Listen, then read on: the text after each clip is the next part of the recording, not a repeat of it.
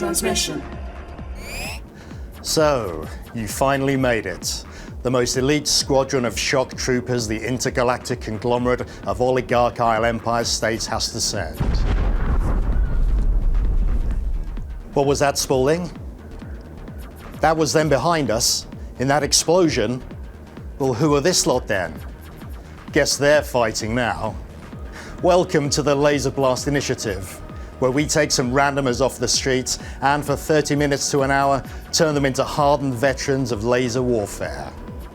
Are you here to become some of the finest heroes against the Blingtron scourge? I said, are you ready to be hardened battle veterans? Then let's talk you through how to prepare yourselves for the battle of the century. We'll run you through this battle simulation so you're ready to mess up those Blingtron robots and their many appendages. You will be given state-of-the-art offensive and defensive technology in the form of our laser blasts, a fabric vest with clear plastic sensors that act as obvious targets for the enemy to hit. For offense, there's an unwieldy, thick gun that emits lasers the same brightness as a standard torch. Like all theatres of modern warfare and international or intergalactic conflict, wars are won and lost on a points-based system. By hitting the sensors on your opponent's jackets, you'll score points for the intergalactic conglomerate of oligarchical empire states. In this simulation, however, you simply need to score as many points as you individually can.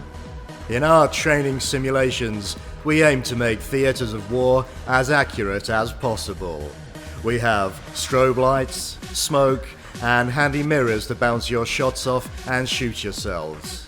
Loud techno music that acts as the intergalactic conglomerate of oligarchical empire states' national anthem, and several objects that would be helpful to hide behind if you were allowed to. More on that to come. If you have any medical conditions regarding strobe lighting or techno music, please let a member of staff know so that you can be taken for re-education. But the most important thing about war is conducting war safely with as minimal injury as possible. Listen carefully to this safety briefing. Even though you're in a war zone, you've got to respect the Intergalactic Convention of Combat Regulations. Rule Alpha: no running. Even though you're in the depths of a highly volatile combat zone, you always need to walk at all times and make yourself as easy a target as possible for the enemy.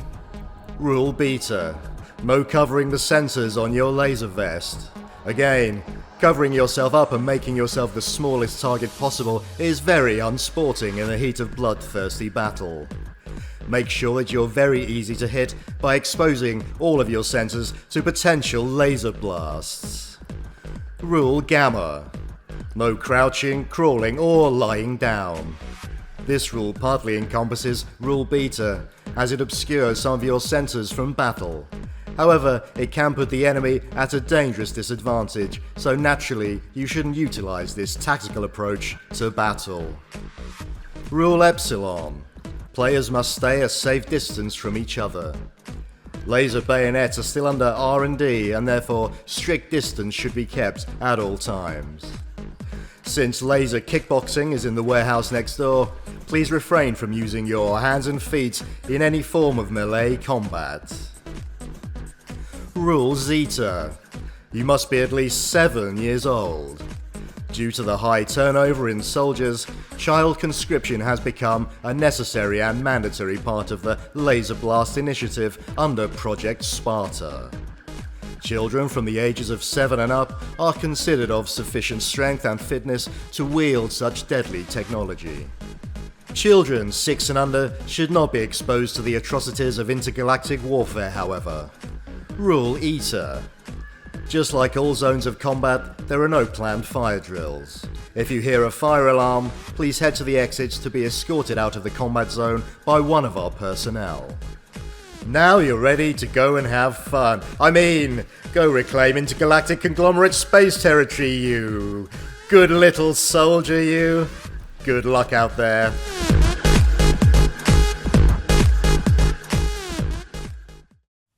Terry, this is the most demeaning thing you've made me do. Why do I have to